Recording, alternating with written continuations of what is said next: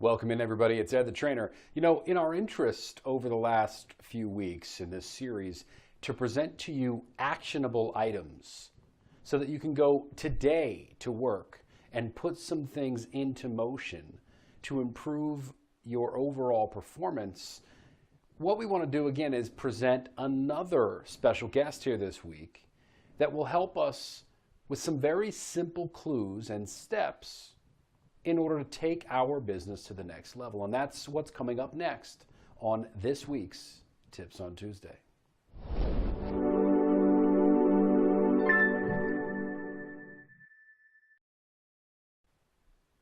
You know, if you've tuned in week by week with us, you know that the tips or suggestions we're presenting are not anything new in terms of reinventing the wheel, so to speak, or earth-shattering news that's blown any of your minds. The fact of the matter is all it takes is a little implementation.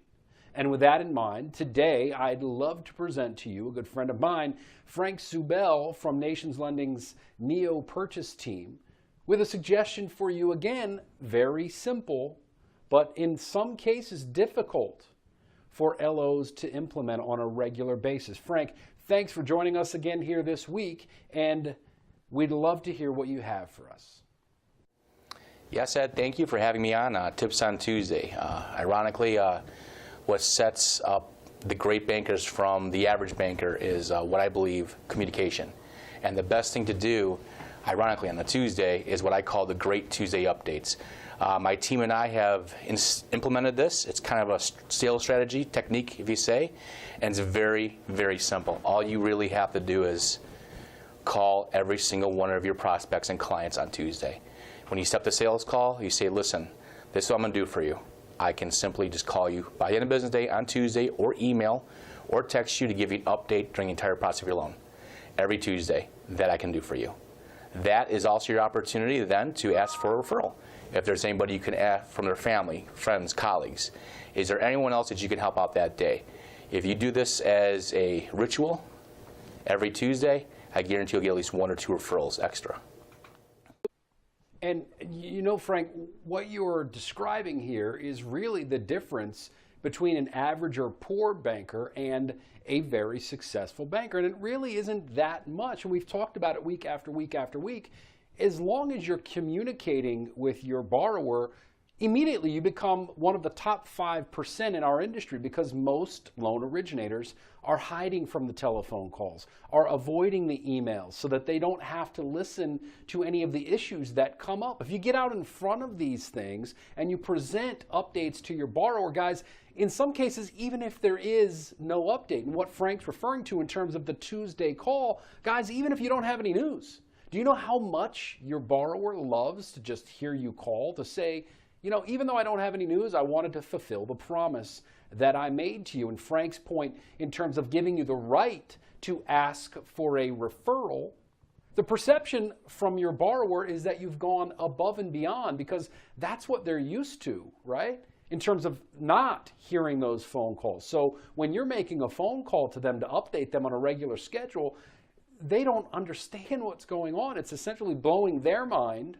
and you do. You have the right in order to ask for those referrals, in order to ask the probing questions about who do you know who's moving, who do you know that's had a baby, who do you know whose life is changing a little bit that I can call to help them like I'm helping you. Ed, you hit that right on the head. It is purely communication. And really the difference between the average banker out there, there is no communication. Every time I meet with my clients, which I meet with almost every single one in person, I ask them 3 things they are concerned about during their entire transaction. And it's usually not the rates. It's usually not the cost. It's they have no idea what to expect, they don't understand the terms, and there's no communication. None. All you have to do is stay with this, call them every Tuesday. It doesn't even have to be a long conversation. Just, hey, your loan's in processing, or this is what's going on, or I see this or this is missing. Just by doing that alone and opening that lines of communication, you can simply ask, is there anything else extra I can do for you? It's simple. It's really not that hard, and yes, you can be that bold and ask, is there anyone else I can help that's in your family, colleagues, friends? Is there anyone looking to refinance or purchase? Let me allow them to service them as well. All you have to do is ask. And it's obvious, Frank, that this leads right down the path to one of the favorite sayings or philosophies that you live by, which I love, and I would really appreciate if you could share it with our audience. It's really simple. I live by this philosophy. He who makes that phone call first wins. You do not want them calling you when what's going on. You need to call them first. You will always win.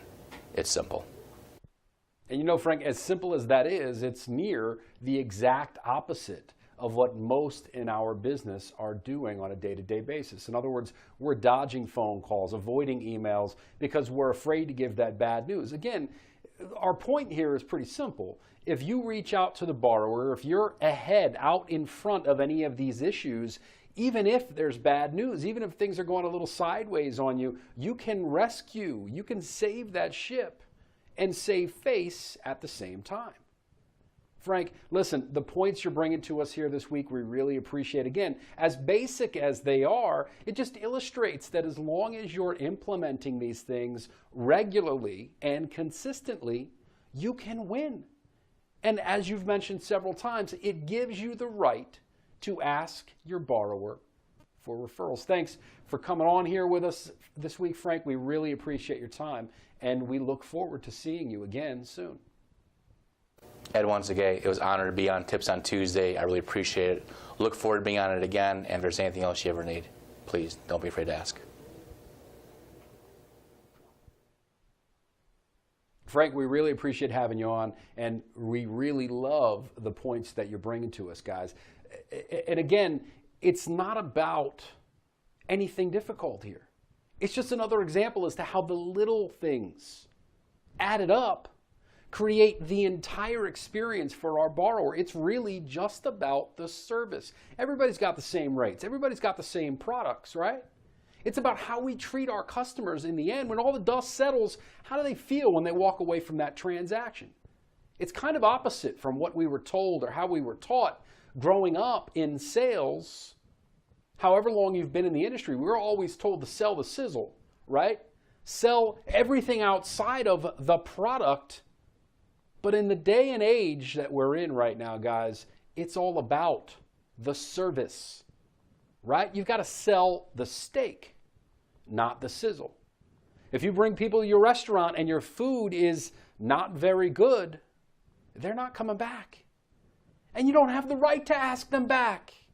If they didn't enjoy their meal, you got to be crazy to ask them to come back in. Work on the food, work on the service. Work on your borrower's experience, and you'll have every right to ask everyone they know if you can help them as well. I hope you have a great week, and we'll see you soon.